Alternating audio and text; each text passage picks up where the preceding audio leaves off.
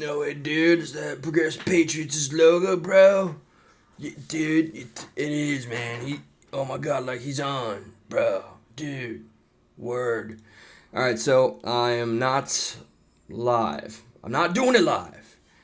Not tonight. I have various reasons for that, and I do have some regrets because I do enjoy just the more organic experience of being live with the audience. And you know what? By the way, I'm in a good mood.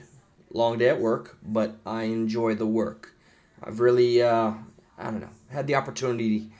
Sorry, let me enunciate properly. I don't want anybody making any baseless claims now. I want the opportunity to, did I say that right again?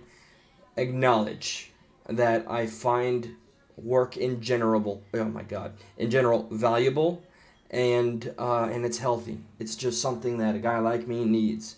It may get tedious, but it has its rewards. I like my engagement with my customers. I just in general it keeps me distracted, keeps me sharp, gives me purpose, drive, whatever the case.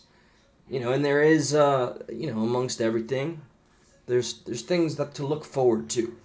Aside from that, and looking back, perhaps I should focus on going live. As much as I love being just so transparent and oversharing and TMIing everybody, I think, yeah, maybe trying to be a bit more positive could be a rewarding experience for everybody. So with that being said, here's what I wanted to start off with, and the full credits goes to, we don't need my face up in this hizzy right here. I believe her name is Boston Girl. I'm gonna put Boston Girl Bridget. Okay, I found her through another content creator, and well, just take a look for yourself. It's a message. You see it often from me, especially, I don't know, as of late. Just check it out. Be the judge. Take it in for what it is. You never know what someone is going through. Yes, I know. Cheesy. Nachos. Get 'em ready, people. Kindness, compassion, and time is free and can mean the world to someone. I've been here. It's a pain. I wish on no one. This touched my heart in a way some can understand. All right. Not my favorite face over here. Mr. Coop. The Coop Man. Boy, CanCon taught me a lot about Coop. Look into his history. You might be unpleasantly surprised. Anyway, let's dive in. Let's try some audio, by the by. Okay. Passion recently in Rewind. Tonight with some moments of compassion. Recently in Macomb County, Michigan, a sheriff's deputy responded to a report of a man possibly passed out in his car. Turned out to be something much different. Take a look. So what can I do for you today? You say you don't want to hurt yourself, right? Sorry, guys. I hope you can hear that. I hate that I'm interrupting, but volume just does not sound at 100. Oh, let's pretend that we're doing it live. Oh, no, there's that feedback. Oh, by goodness, don't do this to me now. No. Have you ever attempted suicide or anything like that in the past? Okay. Is there anything I can do to help you? I'll give you a hug. I could use a hug. And he breaks down right there.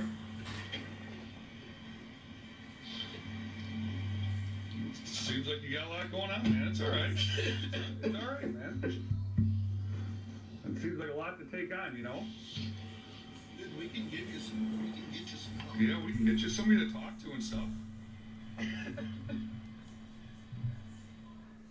As you heard, a second deputy arrived on the scene, and for the next 20 minutes, the two military veterans sat with the man. The two military veterans sat with the man. Okay. I didn't get this far. They gave him words of encouragement, and they did what they promised. They gave the man in need of a hug the phone number to the local crisis center, and they went even further. Take a look. It's all right, man. It's all right. And if you need to talk, if you can't talk to them, If you need to talk to them. Call that number, dude. I'll come out and meet you. I'll sit down and talk with you. You can vent. They gave their own numbers. Very admirable. All right, brother. That's what I try to see more of. Yeah, buddy. It is the sheriff's office. That is a master class in compassion and empathy. And a reminder, if you or someone you know is facing a crisis, you can call the National Suicide Prevention Crisis Lifeline at 988. That's 24/7, again, at 988. That's what's up. That's from Boston girl Bridget. Big shout out for putting that content out there. I did not see it through earlier. Sorry, I hear feedback and it's gonna make me ADD. Okay. I figured, guys, since I'm here and losing my voice perfect timing, that was all by design, why not randomly just kind of look into the news? This is, man, I really would rather be live, I promise, but at least I'm just doing the thing. I feel there, maybe, I hope I'm wrong. Often we build up scenarios and we just build things up in our minds that maybe are not accurate. But I do know, there's certainly individuals that would rather not see me continue to do what it is I do here, and that should not have an impact. But well, lo and behold, right now at least I'm still trying to offer something here. So let me see. I pulled this article, and then there was a video I had opened up. Maybe I'll play it, maybe I won't. Okay. All right. So Republicans. Yes, a little bit of the politics, s'il vous plaît. Should I share the article here? Check it out. The breakdown. Okay. So we all know. Okay, Trump was constantly. It was a witch hunt. Depending on who you talk to, somebody will say this, that, and the other regarding it being justifiable or not. The taxes and then the documents. So I wanted to see what this was about. What is it? Republicans are going after the Biden administration. Now the White House is fighting back. So I'm vaguely curious about this stuff because, as much as I hate mainstream reporting and even some of the crap that they consider to be news, which is very much what the next one is going to be an example of, I do want to somewhat be in the know, regardless of the source. At least I'm getting some form of knowledge of what people that are funded off of our tax-paying dollars and, what's the other thing? Lobbyists that they are more so beholden to. Not so much their constituency, but the lobbyists. That's who they pander to. No, they pander to us, but they do the bidding of the lobbyists, or those that, own their pockets. So the White House attacked a House panel investigating the alleged weaponization of the Fed, it's about time, of the federal government against Republicans, liking it to Senator Joseph McCarthy's campaign, that's pretty heavy, in the 1950s against suspected communists in the government. And further on, the House Select Subcommittee is scheduled to hold its first hearing Thursday examining politicization, why can't I say that word? Politicization, oh goodness, of the FBI and DOJ and attacks on American civil liberties. The session marks the opening of a new front in House Republicans' broad-based investigations into President Joe Biden's administration. This is the thing that I guess this is one of many things. I think, should we not have been going against the current administration for Hunter Biden? And this is not fake news, fact check me, strike me down, do whatever you do, powers that be. Hunter Biden could have been charged with human trafficking because of the prostitutes he was taking from country to country to country. Yeah, okay. And, I don't know, the overwhelming evidence we have of Hunter Biden using substances of various flavors. And, the man himself, the Biden guy. Oh my, the Biden guy.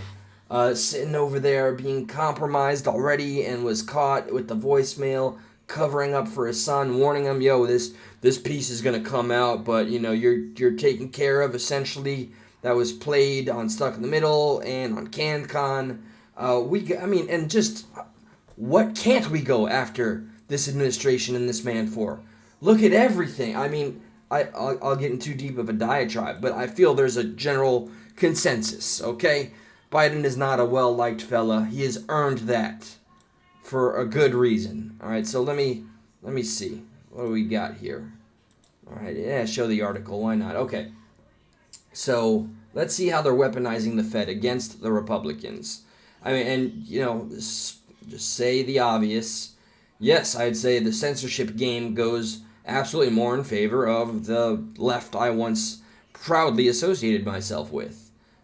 Sadly, the priorities I once had as a progressive have taken a back seat because things are just so out of this world, out of control, that I feel we need to take care of our own affairs far more than everything else happening. But I digress. Okay, so the session marks the opening of a new front in House Republicans' broad-based, okay, I said that, into this administration. Today, Judiciary Committee Chairman Jim Jordan is launching the Fox News reboot of the House Un-American Activities Committee with a political stunt that weaponizes Congress to carry out the priorities of extreme MAGA Republicans in Congress.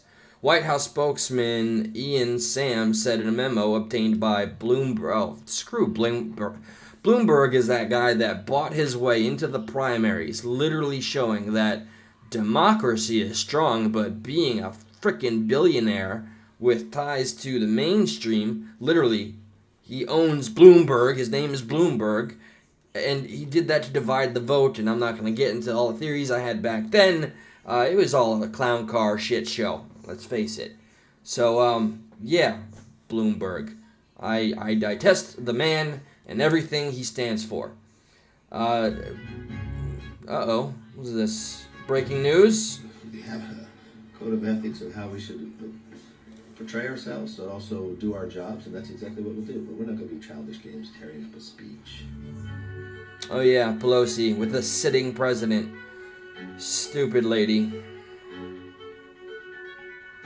That's not me just, saying, oh, Trump's the man. That's just not what you do to show the world that we're not in solidarity. You're showing weakness. What is this? Ooh, she looks not happy. Started the day with a reminder that there would be hot mics and cameras all over the House floor. Ooh, did he say something about corn pop? Leading up to and during the address, according to a person in the room. McCarthy and other Republicans shook Biden's hand as he entered the room. Fantastic breaking news. Handshakes were had. And at the start of the address, Republicans kept decorum on par with years of State of the Union proceedings. That changed around the halfway point. Oh, look at this. Okay. Interruptions abounded in response. Oh, come on, you son of a. In response to Biden saying that some Republicans want to sunset Social Security and Medicare. A highly unusual back and forth on policy ensued as Biden ad-libbed to his speech, ending with apparent agreement to keep the programs intact. That's her saying liar. That's Marjorie Green. At a later point, cries to secure the border rang out. And that garnished applause, the way it was edited there. Amy Klobuchar, was not surprised by the outbursts. Amy Klobuchar, let me tell you something about Amy Klobuchar real quick, okay? Remember, in the days of Bernie Sanders, I was watching the DNC with a fervor. Amy Klobuchar flipped off her own constituency, okay? The progressives, the Democrats, the voters, flipped us off because they were so blatantly voting in the side of the cog in the machine, mainstream, DNC, okay, and not the way of the people. It was, if I recall, it was a yay or nay hearing. This was in Las Vegas when they accused voters, or the Bernie bros, of throwing chairs, which, fake news, literally. That was the mainstream collaborating with the DNC to put out false news. And there was the closest thing that happened at that very incident was a man grabbed a chair and motioned that he was going to pick it up, to which the people around him, or one person, like, put his hand on his shoulders, like, no, man, don't do it. And he didn't even lift the chair off the frickin' ground. And what does the mainstream media do? Ran with it, hyperbole, full frickin' speed forward. Bernie Sanders demographic were unruly. And some of y'all wonder how progressives found their way to actually supporting and voting for Trump.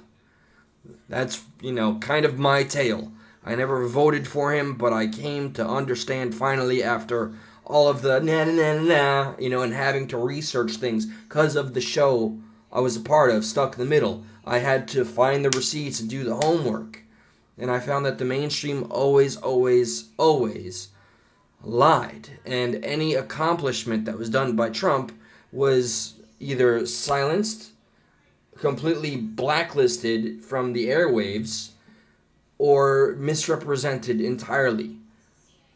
And I hate that, I have a lot of friends that still remember me as, Eli the Progressive. And I have betrayed them. But I just saw what was plainly there.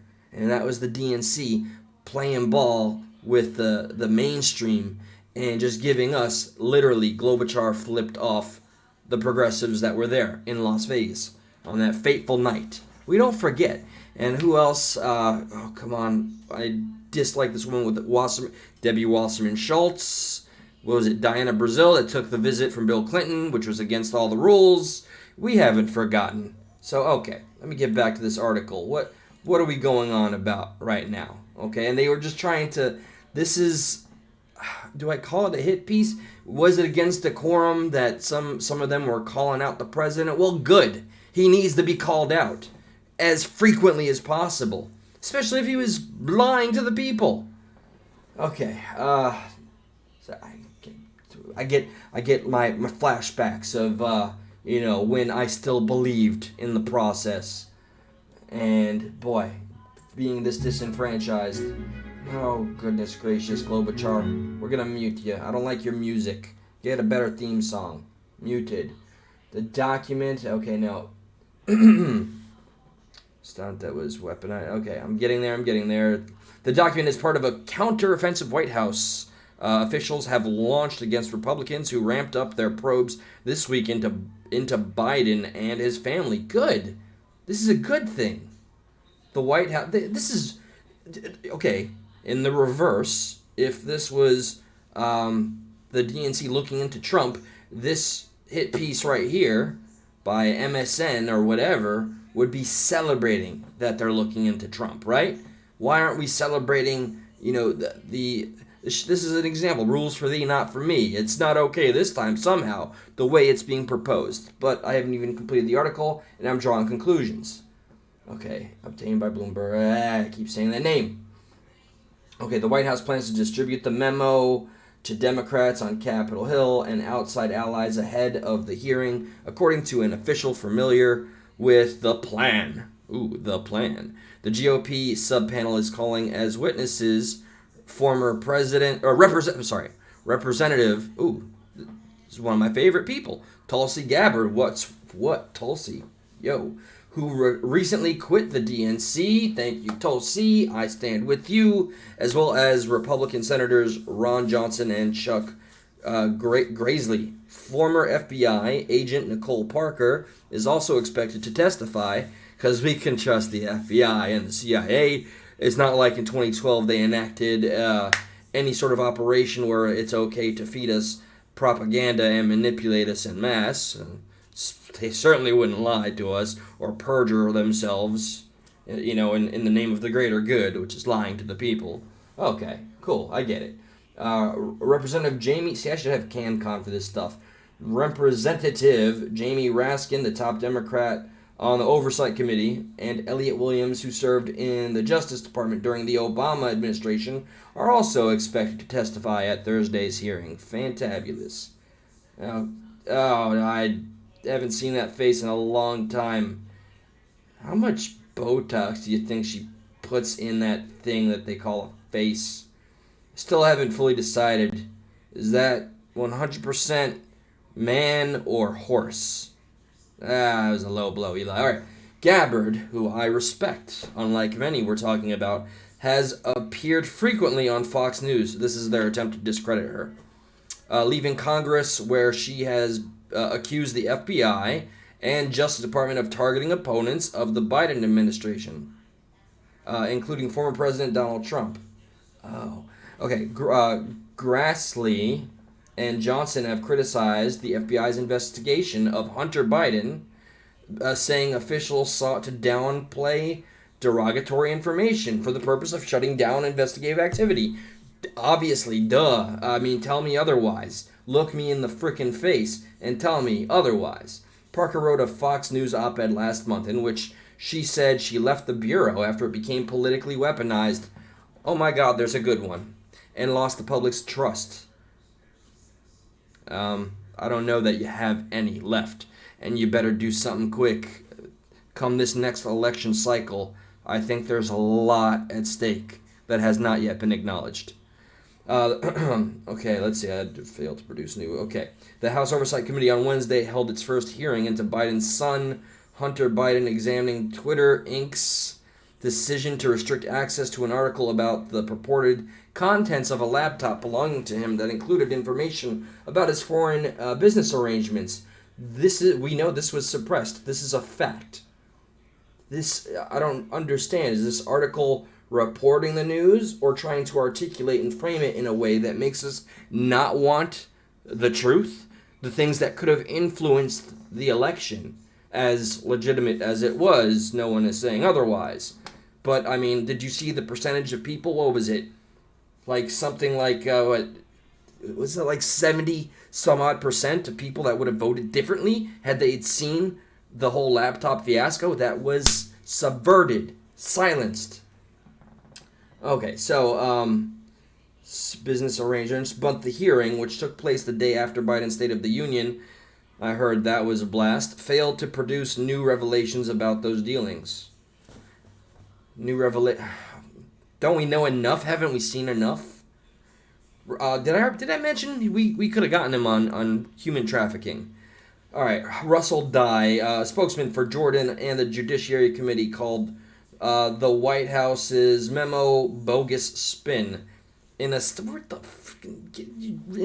the intelligence of every just sane American. In a statement, he said the weaponization panel's work would tell the story of dozens of brave FBI whistleblowers who have put their careers on the line to shed light on what they see as, typo, bias and politicization at the FBI and Justice Department. In an interview Tuesday, Jordan said the panel will show the I'm going to murder this word all the way through. Politicization has been pretty far-reaching. The White House has sought to draw a contrast between the GOP investigations and Biden's approach, saying the president has kept his focus on kitchen table issues such as inflation and health care and ankle hairs and corn pop.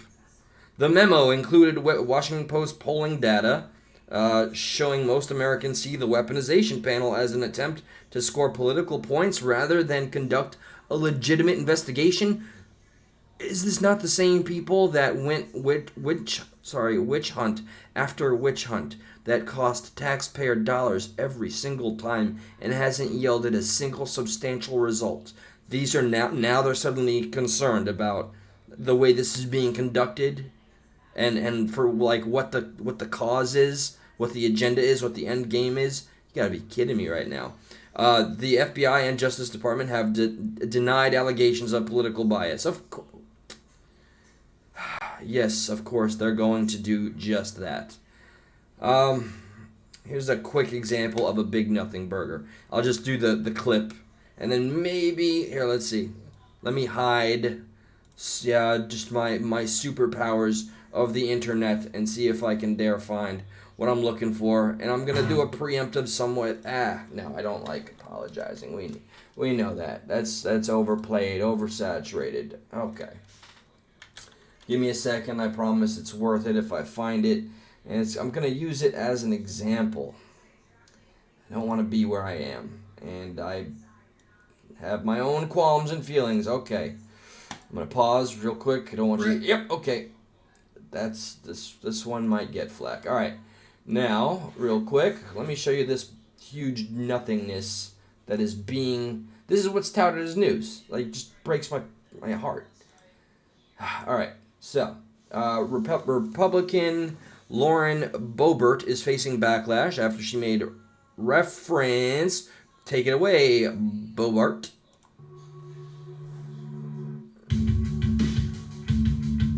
To her previous controversial comments aimed at Representative Ilhan Omar, speaking on the Timcast podcast show, been hearing a lot about recently. Boebert made a joke reference to her remarks from 2021, where she told a group of supporters about a time Omar here was mistaken as a terrorist in an elevator on Capitol Hill. Okay? The video of Boebert's remarks resurfaced online and went viral. That's code for cancel culture has been activated. What do we have here? After House GOP voted to strip Omar of her seat on a House committee, House Republicans vote to remove Representative Ilhan Omar from Foreign Affairs Committee. I mean, she showed plenty of bias. As an American citizen, she showed bias. So, yeah, I don't. She has said some very discomforting things about the Nation of Islam and some of their practices, and more than that. Okay, borderline on the big C word, on the communist front. Okay, borderline. Gets revenge on Republicans kicked Ilhan Omar off the Foreign Affairs Committee to get revenge on Democrats.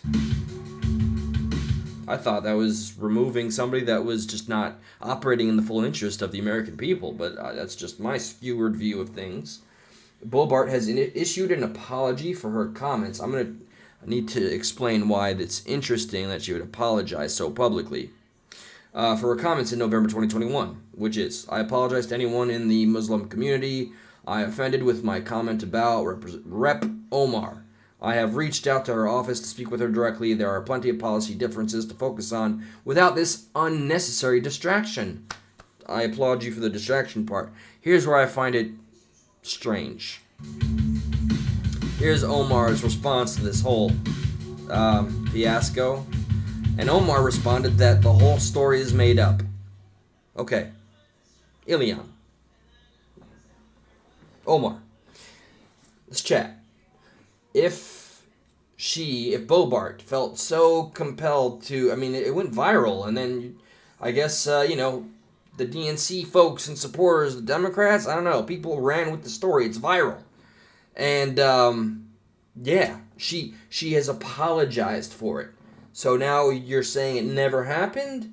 So why did she put herself on the chopping block? And to open herself up to all this scrutiny, calling it a distraction, and you're saying it never happened. So what the hell? What is even happening? And this is being reported on. So it's just clearly neither side is interested. So what? Is it which side activated and is most responsible? Cancel culture, mainstream media, just even bringing this back to light. Like, this was something that popped up to me. I didn't go searching for this. And Omar responded that, okay, yeah, right, but Boebert's recent remarks have led to renewed criticism. But it didn't happen, right? Pure, unadulterated, open racism and Islamophobia from Boebert. She apologized for something that Omar said didn't happen, so, is it any of these things?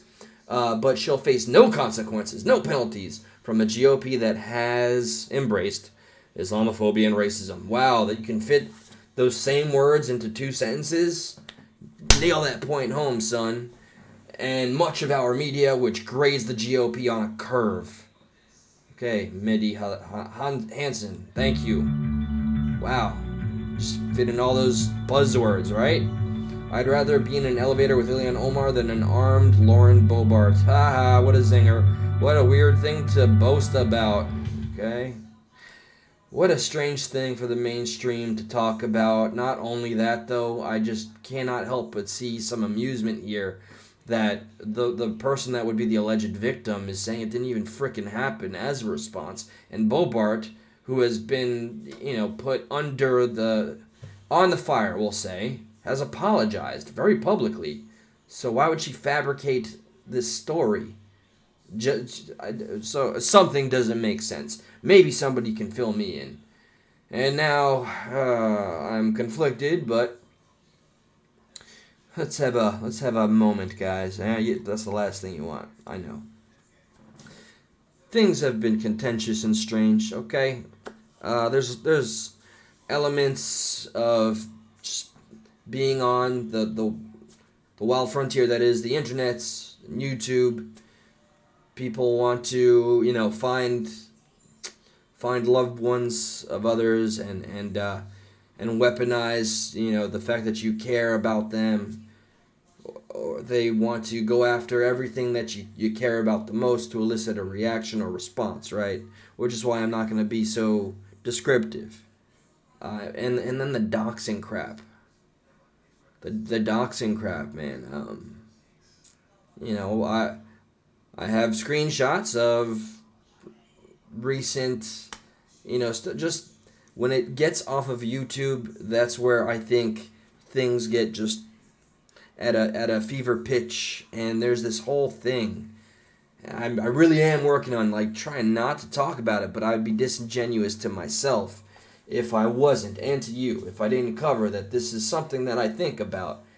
Yeah, I've seen the underbelly of the internet. Okay, if you see your regular 4chan and what's the quote that I made up recently? If you want to see the dregs, or the evil of humanity, give a man a keyboard and complete anonymity, and then it'll manufacture itself pretty damn quickly. So just keep it right here. Don't bring in people's families and jobs, this, that, and the other. Going after, just can YouTube stay on YouTube? Is it possible? Well, I'm only using this as an example as it is readily available. I'm not using this to humiliate you, Square, okay?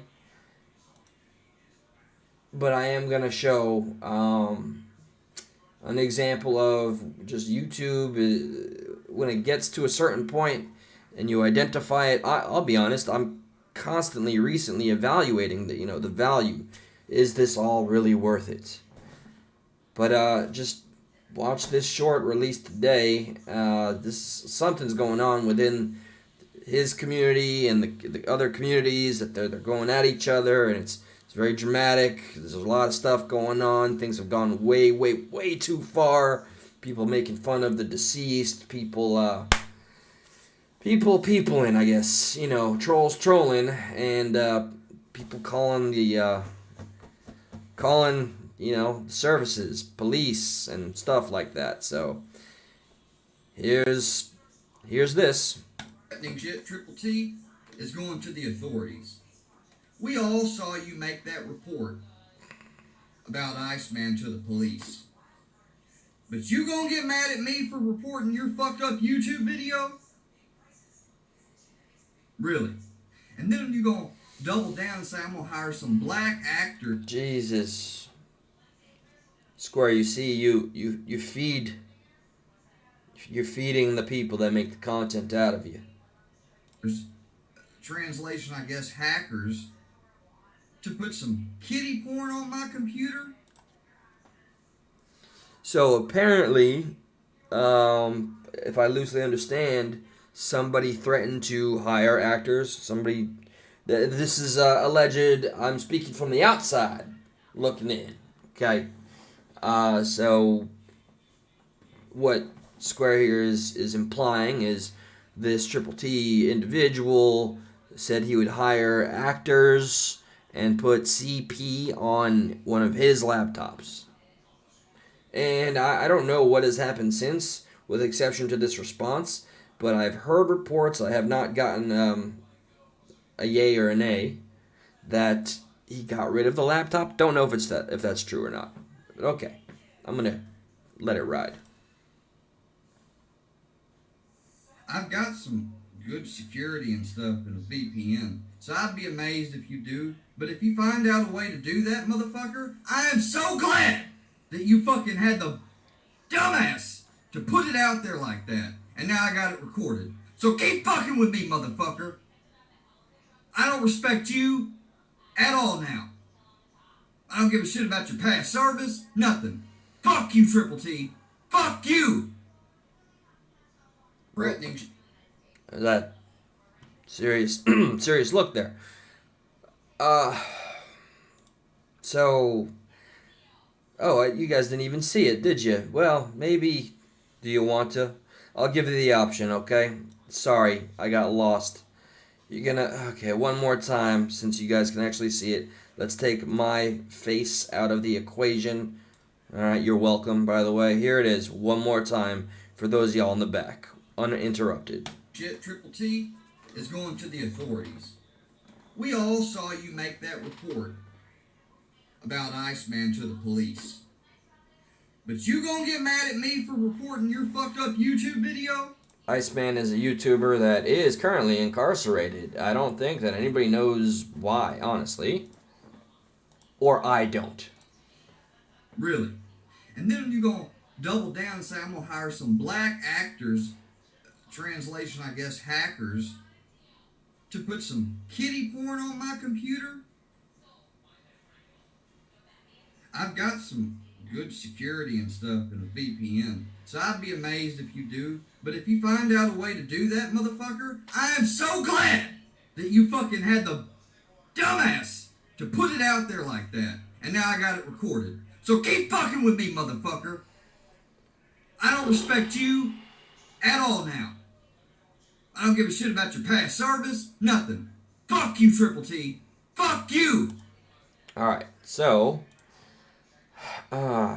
this right here, it's an example of, just I really wish YouTube was a better place. In Biden's State of the Union address, blah blah blah blah blah, yada yada, he does mention how they want to regulate the internet more than it already is with our censorship issues.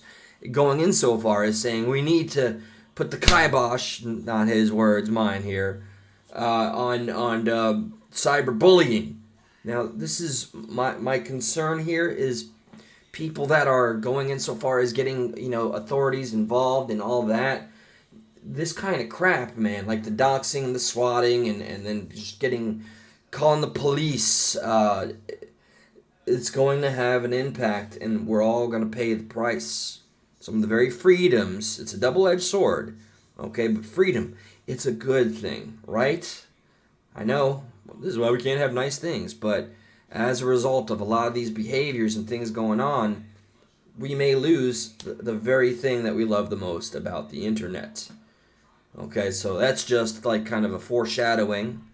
And also, when you lose your composure, I understand exuding and trying to show the passion or the anger and or the emotions that you're feeling. But you have to know and understand, just as I've understood everything I've ever said has been used and weaponized against me one form or another.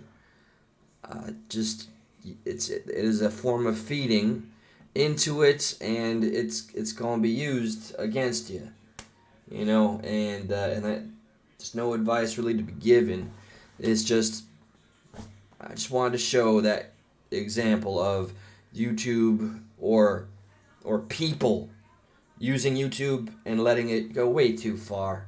Okay, there's falling outs, okay, and as long as it's kept within the sanctity here of YouTube, bygones be bygones, be civil, whatever, it's fine.